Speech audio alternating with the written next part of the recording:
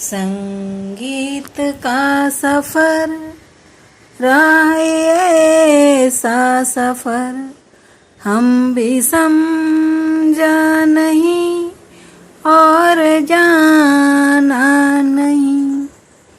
आए कई पड़ाव मगर फिर से मिली डगर हम भी समझा नहीं और जाना नहीं। संगीत का सफर रहा ऐसा सफर हम भी समझा नहीं और जाना नहीं।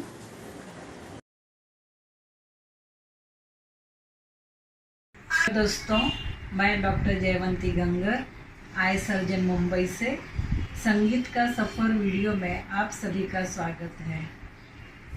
संगीत का सफ़र ऐसा रहा कि कई पड़ाव आए, रुके, फिर चले, लोग मिलते गए, नई राहें मिलते गई, नए राही मिले, कारवां बनते गया और काफिले चलता रहा। शुरू से ही मुझे 3M में रुचि रही है, जैसे बताया था कि म्यूज़िक, मेडिसिन और मेडिटेशन में। बचपन मेरा गांव में बीता। जब भी छोटी थी तभी मैं नानी के गांव में रहती थी। परनानी, जेठीबाई और नानी माँ नैनबाई वो संस्कृत सीखी हुई थी, नवीनार गांव की, मुंद्रा कच्छ की। सुबह में वो लोग भजन, स्तुति, श्लोक, स्तवन गाते थे और मैं सुना करती थी। उनके साथ रोज सुबह शाम मंदिर जाना, देरासर जाना। जैन साधु साध्वियों को लेने को और छोड़ने को जाते थे, तभी वो जैन मुनि स्तवन, श्लोक वगैरह गाते थे और मैं सुनते रहती थी। खेत में जाते वक्त नानी हमेशा पहाड़े यानी कि टेबल कराती थी, श्लोक कराती थी। तो इस तरह बचपन में ये सब मैं इनके साथ सीखते रही, सुनते रही। जैसे मैं हमारे गांव में फिर गई तो मेरी माँ मणिबेन देवजी गंगर हमारे गांव मोटा कांडागरा, मुंद्रा कच्छ में, फिर मैं मम्मी के साथ गई रहने। सुबह मम्मी उठती थी तो लोरी सुनाती थी, जैसे कि जाग उठ वाला बाड़ पंछी वन बोले, फिर कारी धोड़ी राती गाय, पिए पानी चरवा जाए, ऐसे सब वो लोरी बाल गीत सुनाती थी। गुजराती कविताएं भी इतनी अच्छी लगती थी, जिसमें पशु पक्षी, पेड़, नदी के सब उसमें रहते थे। और कृष्णा ऊपर बहुत सारी कविताएं थी हम लोगों को तभी, जैसे कि जागने जादवा कृष्ण गोवाड़िया, तुझ बिना धेनुमा कौन जासे। और दूसरा था जल कमल छंडी जाने बाड़ा, स्वामी हमारा जाग से। तो ये सब कविताएं का प्रभाव और ये नैसर्गिक जो वातावरण मुझे मिला, उसका गहरा प्रभाव मुझ पर रहा। फिर हम लोग स्कूल में जाते थे तो स्कूल से छूटते थे तो वाड़ी में आम, जामुन, इमली, खारे खाते थे। वहाँ पे बरगद के पेड़ रहते थे तो उस पे झूला झूलते थे। फिर कपड़े धोने कभी नदी में जाते, कभी तालाब पे, कभी वाड़ी में। तो वाड़ी में वो बैल जो पानी खींचते थे तो एक छोटे कुंड में पानी आता था, जैसे कि छोटा स्विमिंग पूल है, तो उसमें हम लोग का नहाना धोना चलता था। वापस आते थे गन्ना खाते खाते सब लोग। मंदिर में रोज शाम को आरती रहती थी, घंट बजाते थे, वहाँ पे भी आरती का गाने का रहता था। गोधूली के समय जब भी गायों वापस आती थी खेतों में से, गांव में, घर में अपने अपने, और वही टाइम पे हम लोगों का स्कूल भी छूटता था तो गायों के साथ हम लोग भी घर आते थे। रात को खुले आंगन में हम लोग सोते थे। आंगन बहुत बड़ा था तो नक्षत्र दिखाते थे कि अभी ये सप्तर्षि है, ये मृग है, ये हरणी है, ऐसे। और फिर ये कहाँ पे आया उसके ऊपर से हमको वक्त भी पता चलता था कि अभी सुबह होने वाली है, चलो उठेंगे।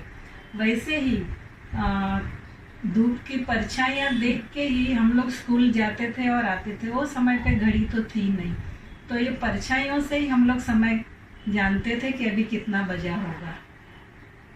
हर त्योहार में हम लोग दंगा मस्ती करते थे। होली में पलाश के फूल रहते थे, उसका रंग बनाना और एक दूसरे पे उड़ाना। दिवाली में फुलझड़ी, नवरात्रि में सर पे वो गर्भ रहता था, गरबा लेके घर घर घूमते थे और नवरात्रि करते थे। वैसे ही जैसे जैसे समय पसार होते गया, हम लोग थोड़े बड़े हुए तो शादी और बारातें देखते थे।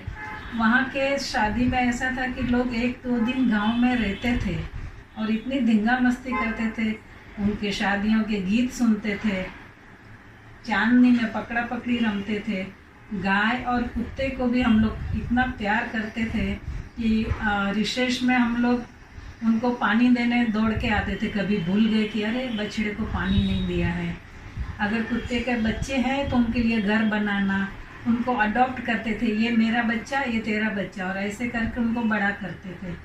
तो ऐसे नैसर्गिक वातावरण में हम लोग बड़े हुए। जब भी बारिश आती थी तो कागज़ की कश्तियाँ बहाते थे, नदी नाले में जाते हैं तो पैर के नीचे से जो रेती सरकती थी वो तो अभी भी याद है कि उसकी गुदगुदी पैर में कैसे होती थी। तो ये सब वातावरण का मेरे पे ज़्यादा असर रहा। और ये नानी, परनानी और माँ, इन लोगों का जो गाने का और सुनने का मुझे मिला, तो वो सब लोकगीत के आधारित भी ज़्यादा थे। तो वो सब के शब्दों अभी भी मेरे को याद रहते हैं। तो दोस्तों, हम देखते हैं ये वीडियो में आगे कि हम ये संगीत का सफ़र कैसा रहा। कलाओं का उद्देश्य भावनाओं को उत्कर्ष द्वारा रसानुभूति कराना है। अपने यहाँ पे 64 ललित कलाएं हैं, जिनमें लय, सौंदर्य, माधुर्य, सहजता, सरलता, प्रसाद, प्रवाह और ओज होना जरूरी है। इन सब ललित कलाओं में ये 3 कला मुख्यतः है, संगीत, काव्य और चित्र, जिसका विशेष महत्व है। और वो तीनों में लय है जिसपे सौंदर्य अवलंबित है। लेकिन संगीत में हम भाव आसानी से कह सकते हैं, काव्य में हम कह सकते हैं और चित्र में हम कह नहीं सकते हैं। तो संगीत का अधिक प्रभाव रहा है। संगीत यानी कि गीतम, वादन तथा नृत्यम त्रयम संगीत मुच्यते। गायन, वाद्य और नृत्य, ये तीनों को हम संगीत कहते हैं। लेकिन आम तौर पे गीत को ही लोग संगीत मान रहे हैं।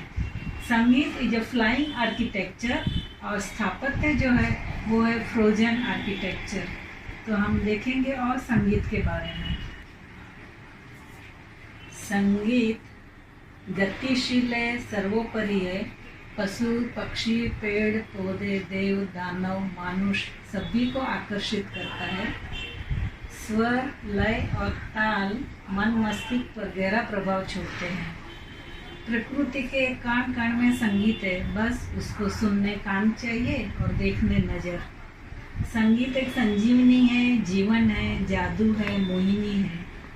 राधा की पायल है, कृष्ण की बंसी है, शंकर का डमरू है, शंख का ध्वनि है। साधना है, ईश्वर तक पहुंचने की सीढ़ी है, पथ है। हर हाल में साथ देने वाला मित्र है। भाषा, मजहब, सरहद से पर है, अगाध है, मुक्त है, विस्तृत है। तो ये संगीत हमारे जीवन में जन्म से लेके मृत्यु तक हमारे साथ बना रहता है। हम संगीत के बिना जी ही नहीं सकते हैं।